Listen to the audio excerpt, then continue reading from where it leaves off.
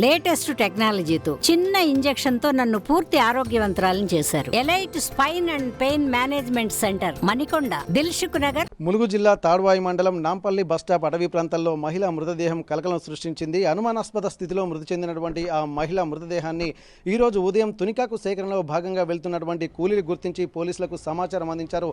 వెంటనే హుటాహుటిన అక్కడికి చేరుకున్నటువంటి పోలీసులు మహిళ మృతదేహాన్ని పరిశీలించి మృతికి గల కారణాలను కూడా విచారించారు. అయితే దీనికి సంబంధించి మహిళను కూడా గుర్తించారు. అయితే ఈ మహిళ రడం సుజాతగా గుర్తించారు. 50 సంవత్సరాల వయసున్న మహిళగా గుర్తించారు.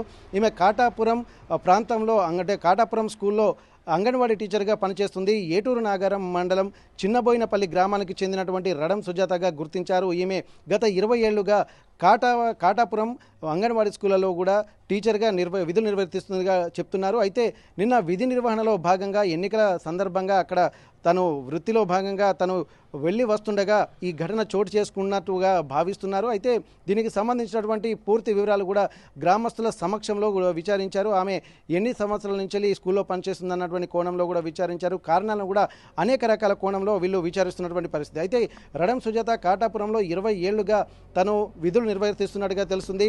ఏటూరు నాగారం ప్రాంతం నుండి కాటారం అంటే చిన్నబోయినపల్లి నుండి కాటాపురం వెళ్ళి వస్తున్నటువంటి సమయంలోనే ఈ మర్డర్ జరిగినట్టుగా తెలుస్తుంది. దీనికి కారణాలను కూడా అన్వేషిస్తున్నటువంటి సమయంలో కొన్ని ఆశ్చర్యకరమైనటువంటి నిజాలైతే వెలుగు చూశాయి. ఆమె గత 20 ఏళ్లుగా భర్తతో దూరంగా ఉంటుంది. 28 సంవత్సరాల కొడుకు ఉన్నట్టుగా తెలుస్తుంది. ఆ తర్వాత ఈ మహిళ రోజు అంటే అక్కడే ప్రయాణ సౌకర్యాలు, బస్సు సౌకర్యాలు ఎక్కువగా లేకుంటాయి. ఆటోలు అలాగే 2 వీలర్లో మాత్రమే వెళ్ళి రావాల్సినటువంటి పరిస్థితి. సాయంత్రం విధులు నిర్వర్తించి వస్తున్నటువంటి క్రమంలో ఎవరైనా దారి దోపిడీలు ఇక్కడ దారి కాచి హత్య చేసి ఉంటారా? మెడలో 4 తులాల బంగారం కూడా ఉన్నట్టుగా తెలుస్తుంది.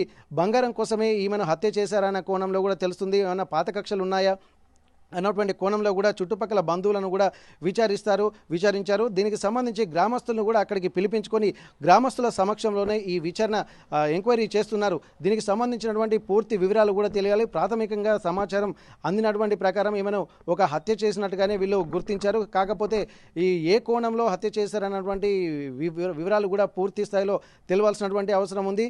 ఈమె గత 20 ఏళ్లుగా వెళ్ళి వస్తున్నటువంటి విషయం కూడా తెలుసు. అంటే ఎవరైనా తెలిసినటువంటి వాళ్ళు అంటే ప్రతిరోజు వెళ్ళి వస్తున్నటువంటి క్రమంలో ఈమె సమయము ఎక్కడి నుండి ఎక్కడికి వస్తుంది, ఆ సమయంలో బంగారం కూడా మెడలో ఉండడంతో కొంత దారి కాచి ఏమన్నా మర్డర్ చేశారన్నటువంటి కోణంలో కూడా పోలీసులు విచారిస్తున్నారు. దీనికి సంబంధించినటువంటి వివరాలు కూడా ఇంకా పూర్తిగా తెలియాల్సి ఉంది.